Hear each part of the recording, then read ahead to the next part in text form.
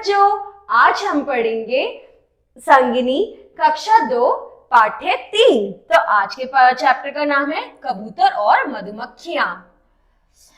प्रस्तुत रोचक कहानियों में लेखक ने पाठकों के समक्ष सहयोग की भावना विकसित कर हमारे अंदर आत्मविश्वास, स्नेह, मित्रता आदि भावों को समावेश करने के साथ साथ हमारे अंदर सूझबूझ का विकास किया है।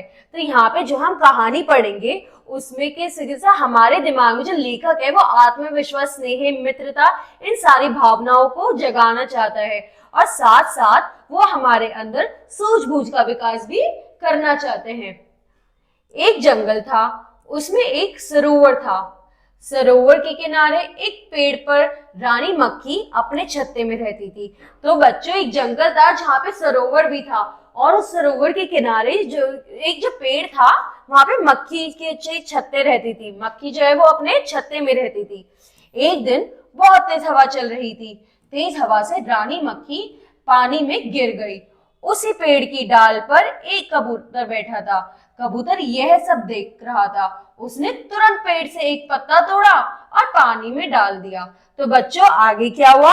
एक दिन बहुत तेज आंधी आई जिसकी वजह से वो जो मक्खी थी वो पानी में गिर गई। वहां पे एक कबूतर भी बैठा हुआ था। कबूतर ने देखते ही जैसे कि मक्खी पानी में गिरी, उसने एक पत्ता तोड़ा और वहां पे पानी में डाल दिया। पत्ती रानी मक्खी के समीप गिरा। रानी मक्खी झट से पत्ते पे चढ़ गई।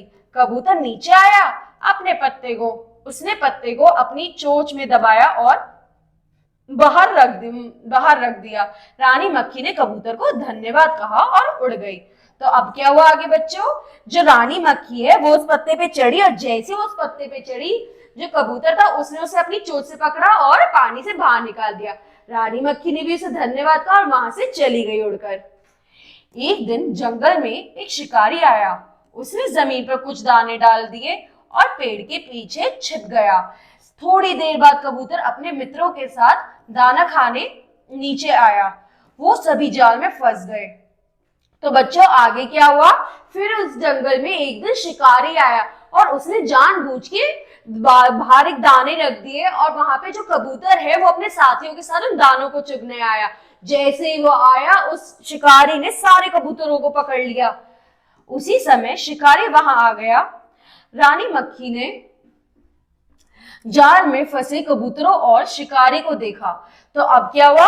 इसने जैसी जाल में वो सारे कबूतर फंस गए, शिकारी बाहर आता है, लेकिन ये सब मक्खी देखती है और मक्खी उस शिकारी और कबूतर को फंसे हुए सबको देखती है।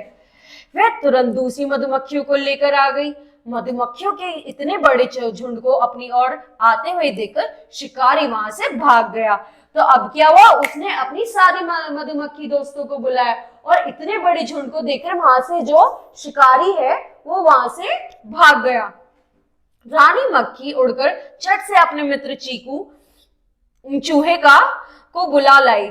चीकू चूहे ने अपने पैने दांतों से जाल काट दिया। कबूतर जाल से छूट गए।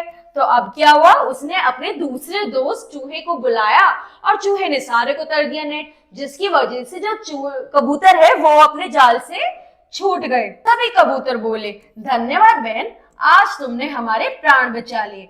तो इन कबूतरों ने भी चिड़िया को धन्यवाद किया।